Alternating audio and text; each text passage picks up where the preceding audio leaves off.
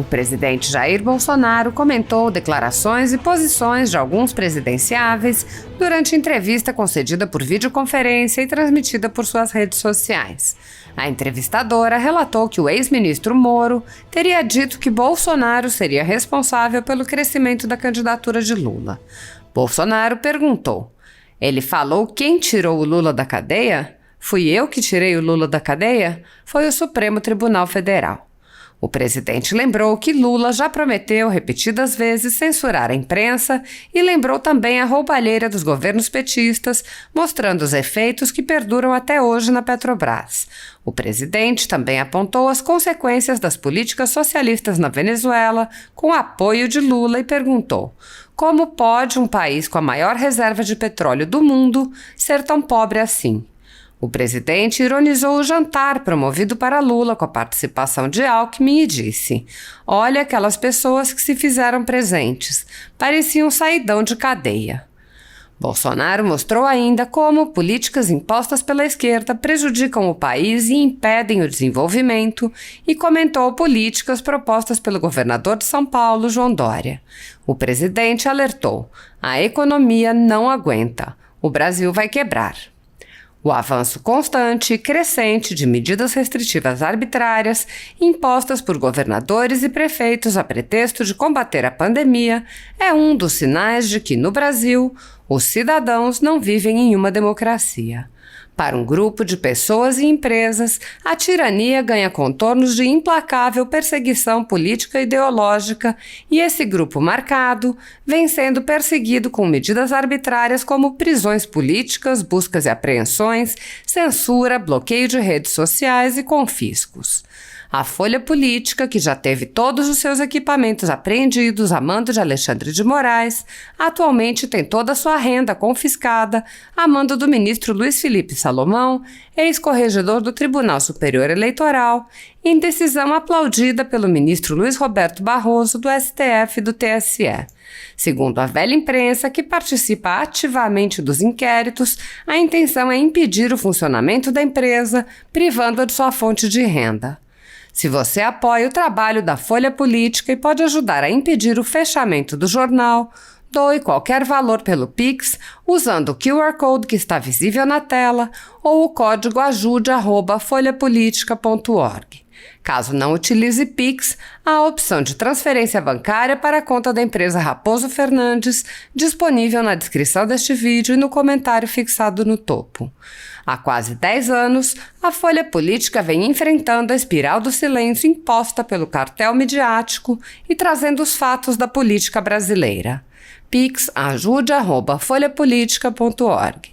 Assista. Deu uma declaração e ele atribuiu ao senhor a ascensão da candidatura de Luiz Inácio Lula da Silva. Ele falou quem foi que tirou o Lula da cadeia? Foi eu que tirei o Lula da cadeia? Foi o Supremo Tribunal Federal. Tá certo? Quando se fala em PT, o Lula tem falado abertamente, nós estamos conversando aqui agora, mas com o Lula presidente podemos não mais conversar. Você como repórter e eu como ex-presidente. Porque ele fala abertamente que vai controlar a mídia, inclusive a mídia social. Tá? Você pode ver, quando se fala em Petrobras e combustível, o ano passado nós pagamos 100 bilhões de reais de dívida da Petrobras.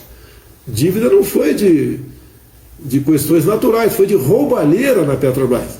Só, por exemplo, 3 refinarias, 2 no Nordeste e uma no Sudeste, que não foram concretizadas, deram um prejuízo de aproximadamente 90 bilhões de reais para nós.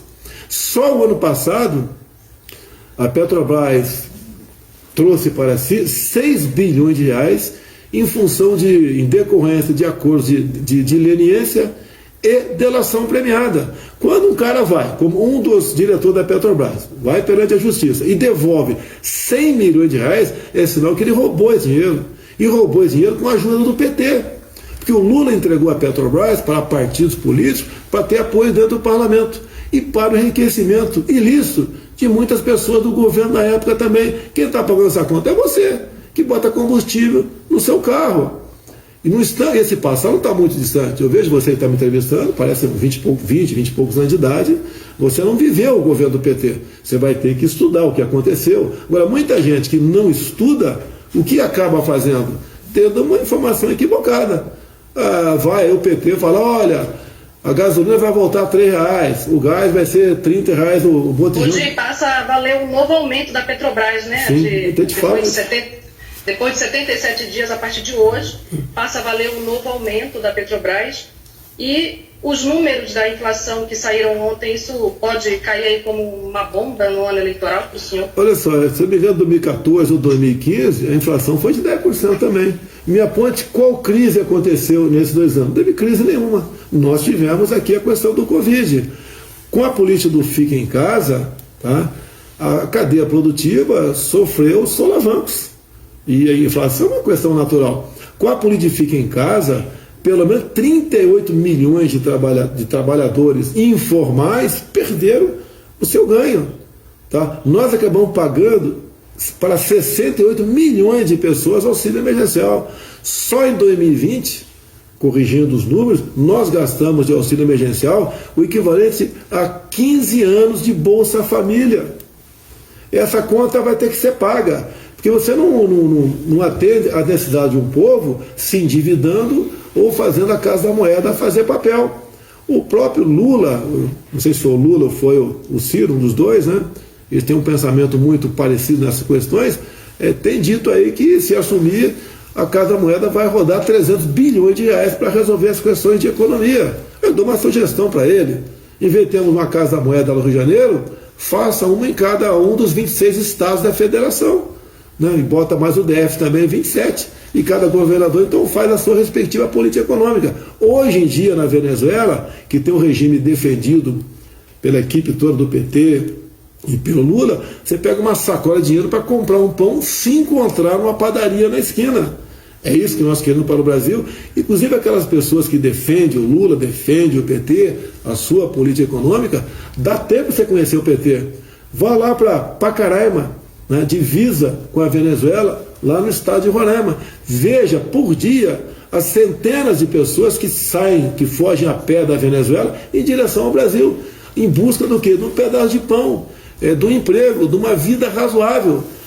A maioria são mulheres e crianças, muitas grávidas, com criança pequena no colo, outra na mão, com a trouxa de roupa na cabeça, sendo abusadas no longo da viagem e também mineradas, porque procuram, né, os ratos do asfalto, ver se elas têm algum objeto de valor, o dinheiro consigo. Vê como elas chegam no Brasil, fugindo de um país, quando se fala em petróleo, preço de combustível, de um país, Venezuela, que tem a maior reserva de petróleo do mundo. Como é que pode um país ter a maior reserva de petróleo do mundo, bem como outras riquezas, como ouro em abundância, ser tão pobre assim? É a política fácil, implementada pelo partido de Chávez, apoiado pelo Lula. O próprio Lula falou que, né, certa vez, na Venezuela pode faltar tudo, menos democracia. E ele continua defendendo Maduro. Você quer um exemplo simples? Não vou entrar em detalhe, porque eu não sou de criar problemas com as relações internacionais. O Brasil vai muito bem com o mundo todo. Tá? Você vê quem é que vai na posse do novo presidente do Chile.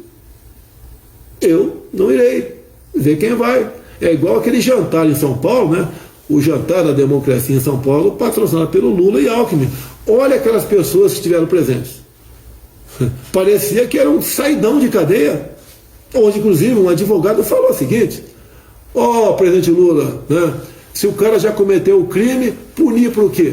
Prender para quê? Você vai ser o nosso futuro presidente, honesto, íntegro. É isso que falta as pessoas tomar conhecimento. Ou alguém acha que eu sou o malvadão, né? Foi aumentado o preço da gasolina, do diesel ontem, que eu sou o malvadão. Primeiro que eu não tenho controle sobre isso. Eu já falei algumas vezes, se eu pudesse, eu ficava livre da Petrobras. Só que como eu sou o presidente da República, é um acionista majoritário, ele indica o presidente, cujo nome passa pelo Conselho. Não quer dizer que eu indique quem vai passar. E as medidas são tomadas lá dentro, levando-se em conta o quê?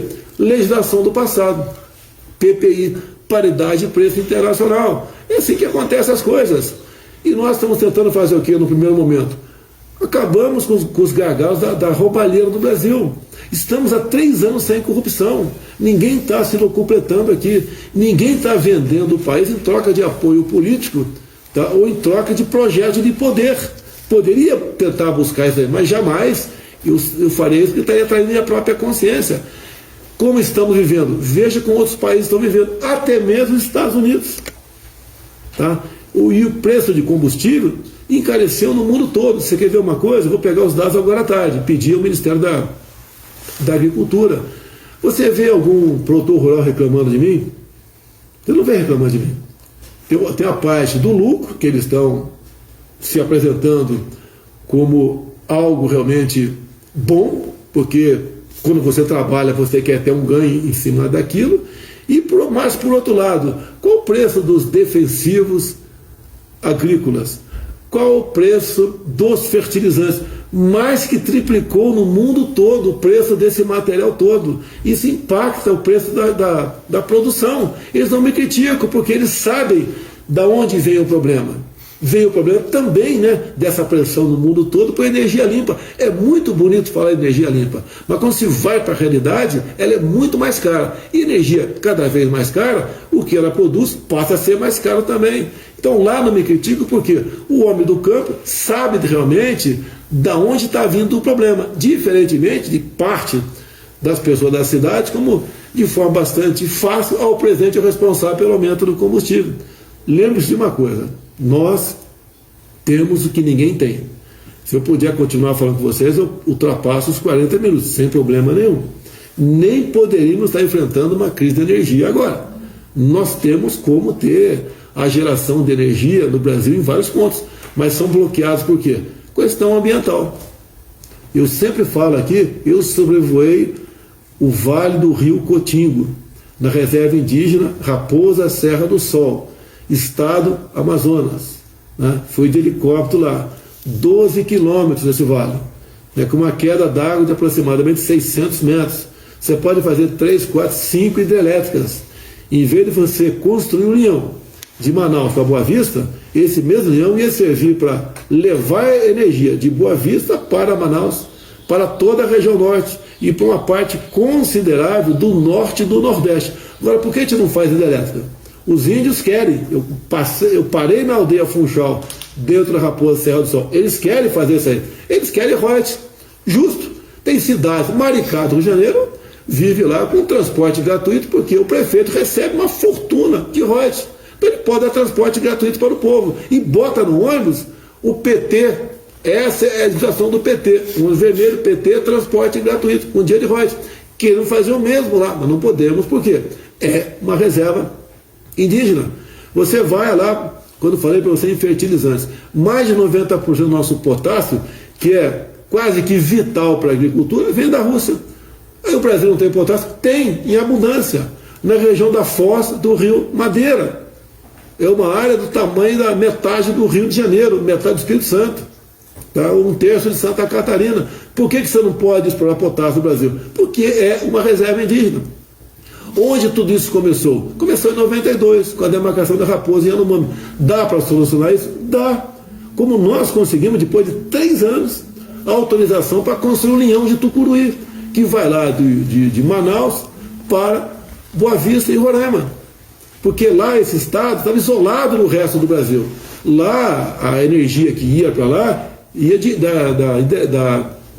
da usina de Guri, na Venezuela. Quebraram a usina de Guri, não tem mais energia para Roraima.